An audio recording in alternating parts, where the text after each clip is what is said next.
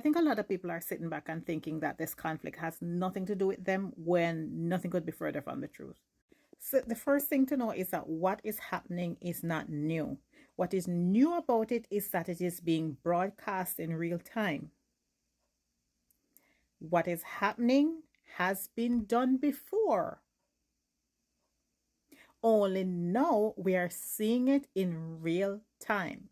And so that has affected the way governments are communicating now with their citizens, because before they could craft the message, and now they are having to do damage control, which is why you see some of them kind of flip-flopping on their messaging. And Your Holiness, I'm talking about you. But it's not just war that governments manufacture consent for. For example, in some cases, they might overblow a situation, for example, crime, right? They can allow a situation to either escalate, or they can push certain stories to the media so that a problem seems bigger than what it is.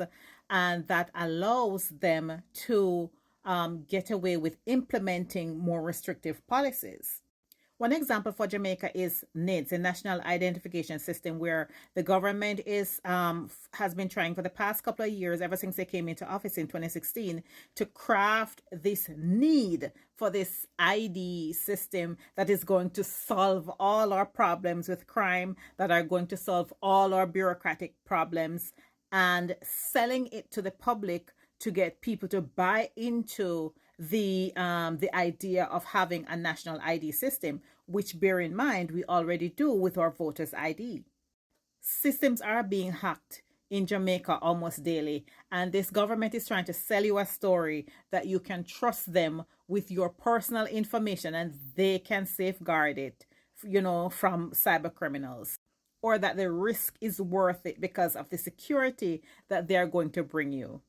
Now, the success of this and other policies is dependent on you believing and accepting the government's messaging without question, and not looking into how these systems work in other countries, not looking into the fact that even in a country like the United States, identity theft is a very big problem, and that countries that have this ID system, it's used as a way to track citizens more than anything else, law-abiding citizens, and it's not very useful in helping to stem crime, contrary to the government's messaging. But they're relying on you to accept their messaging without question.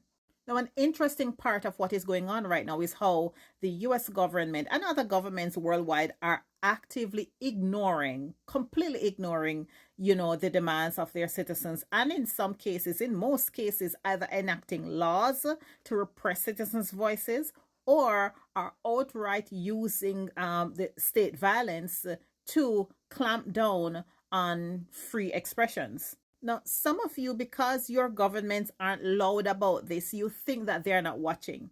You think that your governments are not watching what is happening in other countries and taking note. You think that your government is not working behind the scenes to enact these things, to look at how successful is the strategy working in other countries and how they can implement it. Now, if you're a person of power, you have very little to worry about.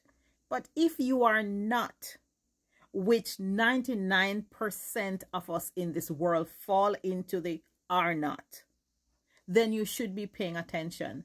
Because the one thing that people who have power have in common, wherever they are in the world, is that they want to maintain power. And they take notes from each other. And they want to maintain power over the people who don't have power. And that is going to impact you either way. They are taking notes and they are testing little by little to see how far they can go without you noticing what they're doing. So it's all good and well to think that none of this has anything to do with you until it gets to your doorstep.